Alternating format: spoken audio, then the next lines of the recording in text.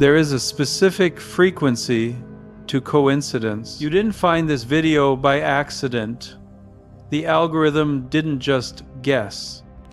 You are here because the silence in your life has become loud enough to demand an answer. There's news coming, news about a connection that feels less like a meeting and more like a collision of stars, but it is not arriving in the way you expect. The angels, the universe, the quantum field, whatever you call that higher intelligence, it has a message that is both a promise and a warning. The promise is that the person you are looking for is looking for you.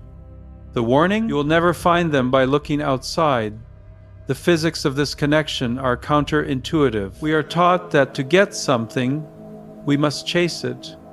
To find a treasure, we must dig. But in the realm of deep spiritual connection, the law is reversed.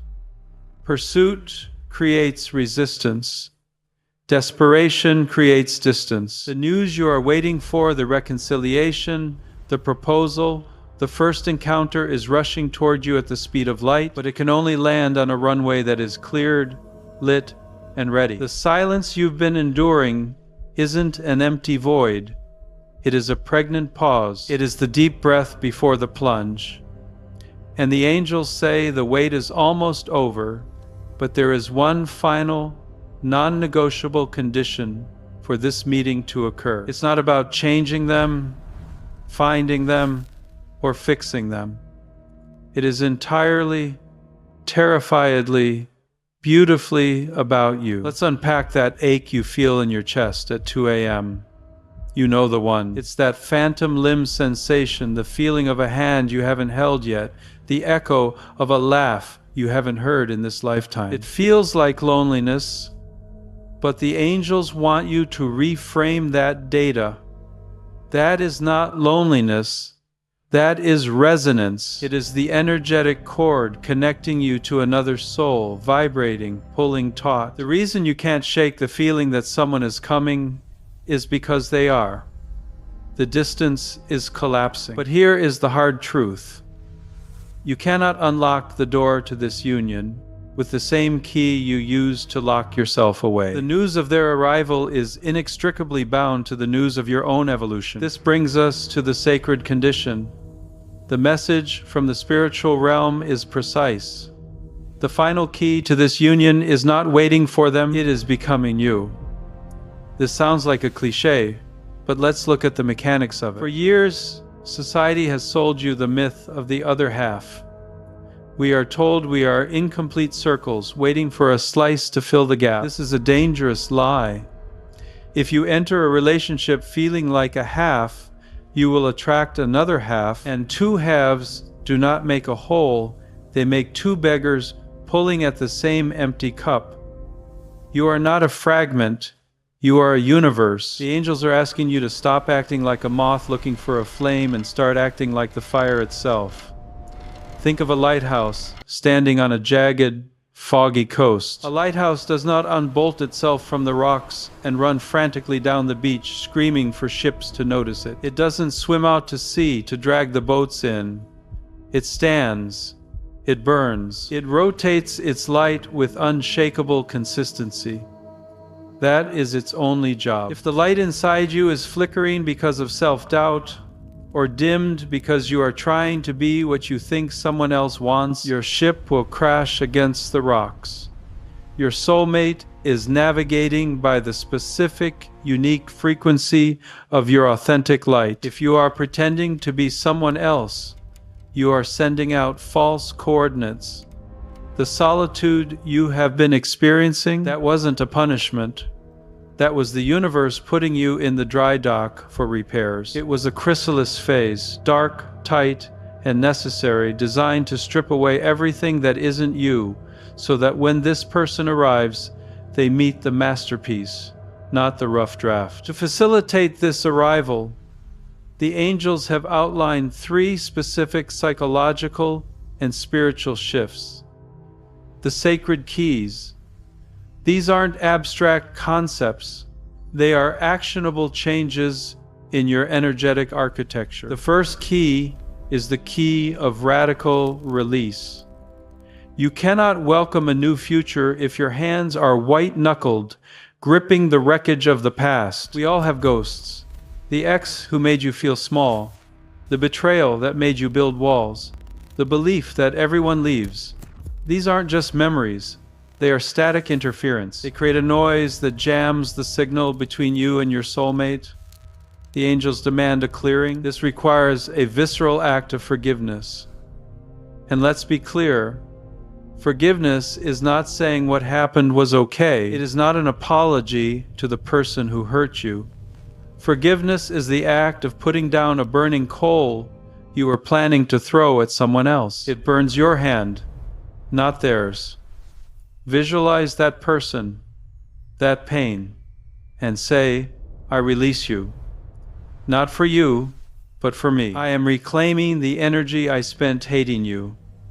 You must also forgive the younger version of yourself who stayed too long, who loved too hard, who accepted crumbs. You did what you knew how to do. Thank that past self for surviving, and then dismiss them from the duty of guarding your heart. You are safe now. The second key is the key of unapologetic authenticity. How many masks are you wearing right now? The good employee?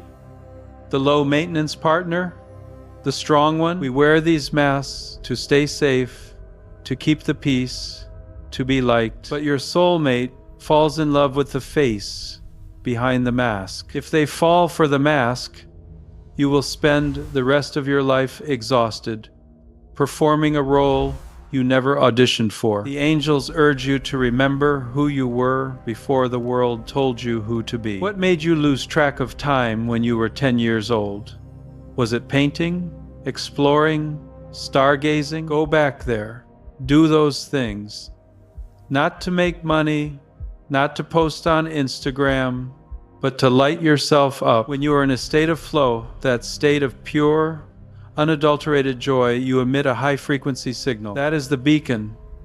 The law of attraction isn't magic. It's physics. Like attracts like. You cannot attract a vibrant, passionate partner if you are living a gray, muted life. The third key is the most difficult and the most transformative. The key of self-sourcing. You must become the love you seek. We often treat a partner like a majestic vacation destination, we think. When I get there, I will finally relax. I will finally be happy. The angels say, no, you must build the paradise right here, in the middle of your daily life. Do not wait for them to buy you flowers. Fill your own house with peonies today. Do not wait for them to take you to dinner. Take yourself to the finest table in the city and enjoy your own company. When you source your own happiness, you stop needing a partner to survive and start wanting a partner to share. That is a massive energetic shift. It changes you from a person saying, please complete me, to a person saying, look at this overflow of joy I have to share.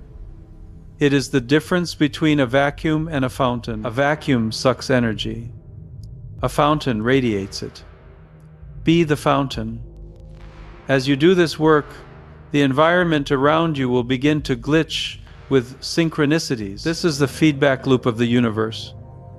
You might start seeing repeating numbers 11, 11, 222 on clocks, receipts, license plates. Psychologists call this the Bader-Meinhof phenomenon, or frequency illusion. But spiritually, these are breadcrumbs. They are winks from the cosmos telling you that your internal reality is beginning to override your external circumstances. You might have vivid dreams of a faceless stranger that leave you waking up with a sense of peace. Trust these signs. They are the rumble of the train on the tracks before you see the engine. This is your call to action. This is the moment you stop waiting and start becoming. If you feel the truth of this in your marrow, if you are ready to stop chasing and start attracting, you need to anchor this intention physically. Go to the comments right now and type, I am my true self. Don't just type it, feel it. Let that declaration be the stake you drive into the ground. By doing so, You are signaling to the algorithms of the universe that you are ready for the upgrade. The angels are already celebrating. The party has started in the ether. They are just waiting for you to walk through the door. The silence is breaking. The news is coming. And it's going to be better than you ever imagined.